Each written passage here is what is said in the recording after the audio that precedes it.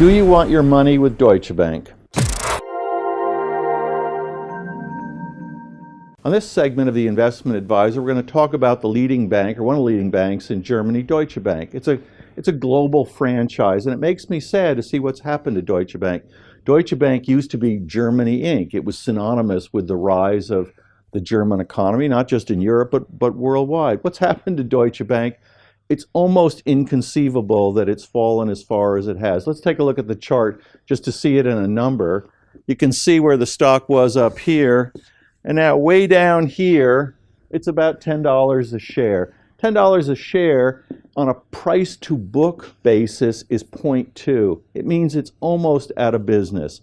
Is Deutsche Bank going to go out of business? No, the German government's never going to let Deutsche Bank dissolve because it's too important for the German economy.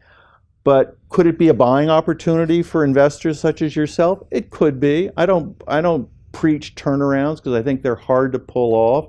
And Deutsche Bank suffers from a lot of issues. What's the big issue at Deutsche Bank? They had some regulatory issues in the US. They were expensive. I don't think that's the main root of their problems.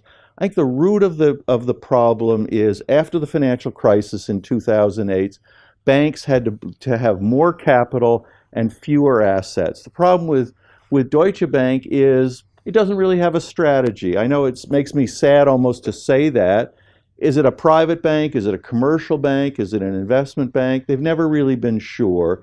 They have a horrible cost ratio, meaning the expense of running the bank. A good bank would be at about 58, 60 basis points, and they're up to 80, 85. So the costs are out of control. The management has changed a lot with some of these crises. Yes, you can buy it for $10 a share, and that's somewhat appealing. You could buy the whole bank, in theory, for $20 billion, and it should be worth about $80 billion after you'd sold off the parts.